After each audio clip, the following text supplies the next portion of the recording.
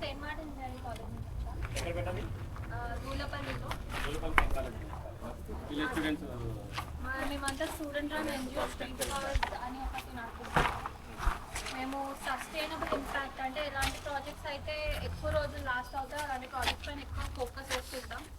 So ఇక్కడ old age హోమ్లో ఉన్న ముసలి వాళ్ళకి మంచి ఎన్వైరన్మెంట్ లేదని చెప్పి మేము ఇప్పుడు ఇలాంటి ప్రాజెక్ట్ చేస్తాం. ఇక్కడ పూల మొక్కలు కానీ వాళ్ళకి కావాల్సిన ఆర్గానిక్ వెజిటేబుల్స్ పండించుకోవడానికి ఒక ఎన్వైరన్మెంట్ అనేది బిల్డ్ చేస్తున్నాం మేము.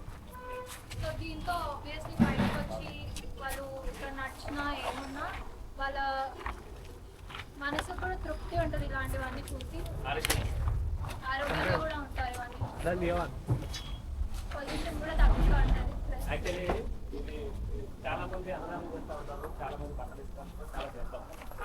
ఇది నాకు కూడా ఫోన్ చేయగానే నాకు హ్యాపీనెస్ అనిపిస్తుంది. అంటే పరివారం అంటే చాలా ఇంపార్టెంట్. ఇవాళ రోడ్డు పక్కన చెట్లు కొట్టేయడం కానీ, తర్వాత ఉన్న చెట్లు తీసేయడం కానీ, మన ఆక్సిజన్ అనేది చాలా అవసరం. ఇవాళ రేపు ఆక్సిజన్ మనం కొనుక్కుంటున్నాం, నేచురల్గా రావట్లేదు ఆక్సిజన్. అందువల్ల ఏంటంటే పరివారం అంటే చాలా ఇంపార్టెంట్.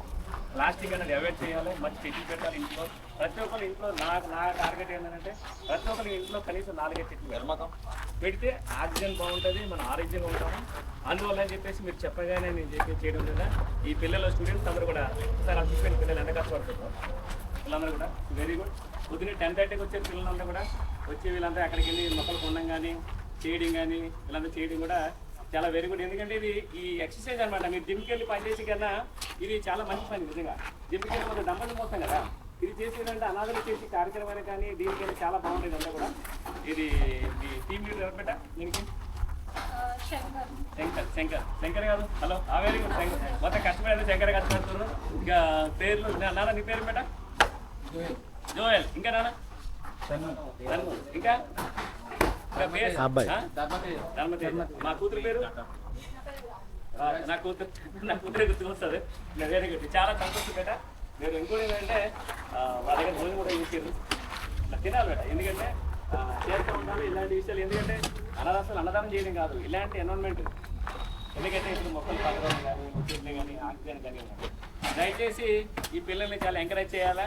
వీళ్ళకి నేను ఏ అవసరం కూడా ఒకవేళ నా దగ్గర చాలా అనాథాశ్రమాలు ఎక్కడైనా ఏదైనా ఇలాంటి ఎన్విరాన్మెంట్ కావాలంటే పాపాలు కాలేజీ వాళ్ళ లింక్ పంపిస్తాను. వెళ్తే మీది ఏదైతే ఉందో సిస్టీస్ కాజ్ అని ఉందో అది కింద మన ఛానల్ మీద పెడతా ఉంటాము. పిల్లవాళ్ళకి చెల్లమ్మ నా కూతురు వాళ్ళకి ఎప్పుడైనా మీరు ఫోన్ చేయొచ్చు. దయచేసి ఈ వీడియో చూసి లైక్ చేసి షేర్ చేసి వీళ్ళు ఎలా కష్టపడతారో కామెంట్ చేయండి. ప్లీజ్ నమస్తే.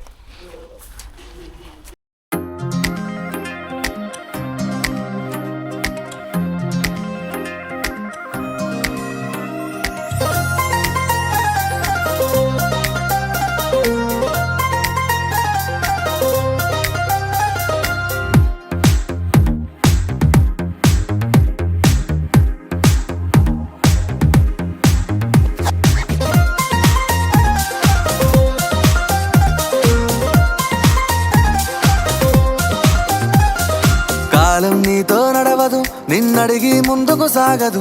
సంకల్పం ఒకటే చాలదు, దానికి సమయమే కదరా ఆయుధము. విజయం నేరుగా చేరదు, శ్రమ పడితే దక్కగా మానదు. నీ లక్ష్యం చేరే మార్గంలో ప్రతి సెకను విలువని తెలుసుకో.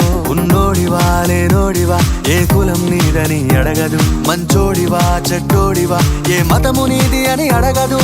ప్రేమ చాలి చూపదు, దాక్షిణ్యాలే ఉండవు.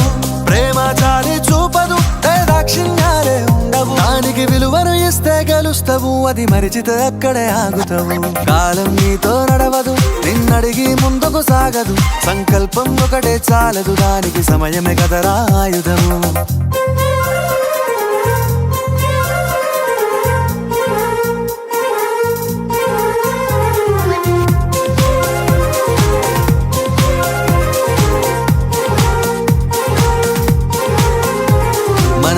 టైము సరిపోదు తమ్మి, జర జల్ది మేలుకోరో. సమయాన్ని చులకన చూసినవంటే ఓటమితో నిలిచినట్టే. మనకున్న టైము సరిపోదు తమ్మి, జర జల్ది మేలుకోరో. సమయాన్ని చులకన చూసినవంటే ఓటమితో నిలిచినట్టే. క్రమ పద్ధతి లేని జీవనం, కాలం విలువను మరిచిన సమయాభావం గొప్పది, అది లేదని